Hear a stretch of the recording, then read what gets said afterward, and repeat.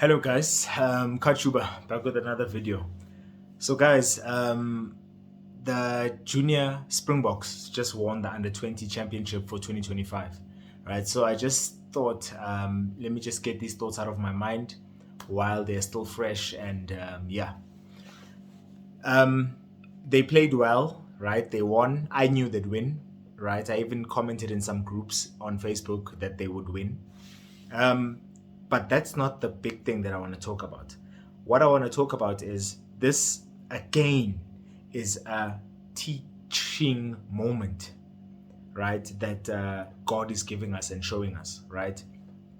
South Africans, guys, South Africans are amazing people. South Africa is a very blessed country with all the problems we have, right? But God still shows us signs. God still hints at us, right? What is possible if we put all the rubbish and the bullshit aside and unite and work together, right? I genuinely believe that these type of things, the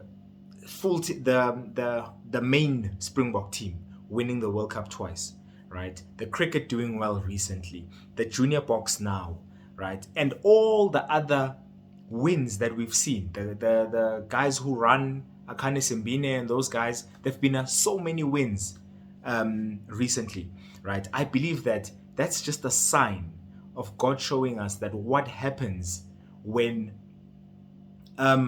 we're focused, man, when we're focused on going forward instead of being distracted by the worst among us, which are the politicians that always want to stop the progress. Because remember, guys, the only way a politician remains relevant is when people in his or her society are divided, right?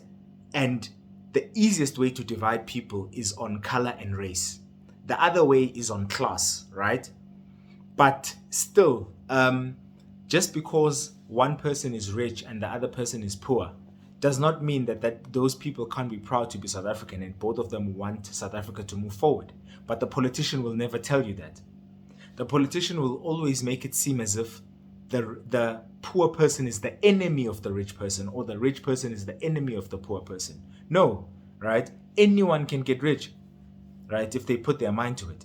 You see, if you're seeing someone who's rich or if you're seeing someone born in a rich family, it just normally means, right? In most cases, guys, obviously there's always going to be outliers and exceptions. I'm not talking about that. In life, when we speak, we can never talk about exceptions.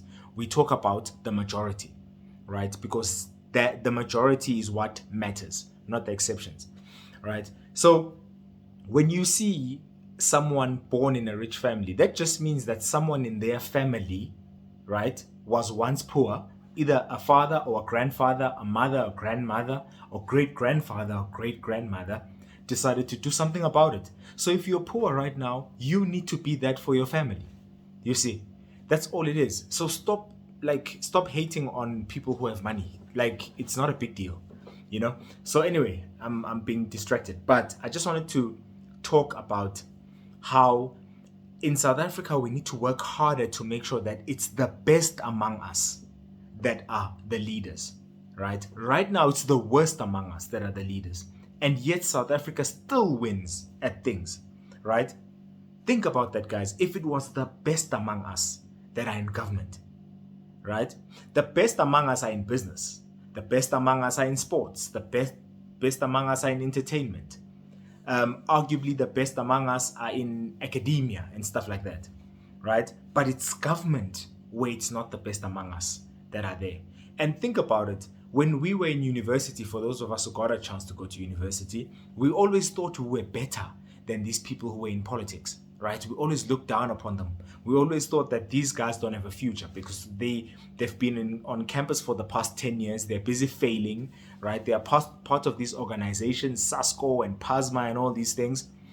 But that was stupidity on our part because those very same people end up at the union buildings, being your leader, stopping your growth, right? So to anyone who feels like they are smart, progressive, and they want the best for South Africa and you're still in high school or even university, get into politics, because if you don't, the worst among us, or the worst among you, will be your leaders in varsity and later on in the union buildings, right? They'll be the leaders of the country, and then you'll be frustrated. Then it's just frustration, because that's what it is, right? We're all frustrated with these people because we know that they are the worst among us and they have the highest positions, you see. So guys, we are a country of winners. I believe God keeps showing us this, right? No one must give up on South Africa. Don't give up on South Africa. You see the future of South Africa if we work hard and fight for it. You see it. These wins that we continue seeing are a snippet of what the future could look like, right? Once the country is in the right hands. So let's not ever give up on South Africa. Ever, ever, ever. I'm more determined. The older I get, the more determined I am to fight for South Africa. I don't know whether it's just being a person who feels like that I have to throw myself to some certain cause, right? But so be it. Because I'm a firm believer that because I've always asked this question, why was I born in South Africa? Why wasn't I born in Europe? Why wasn't I born in Uganda? The only thing that makes sense to me is I'm most needed where I was born, right? If I was needed in India, I would have been born in India.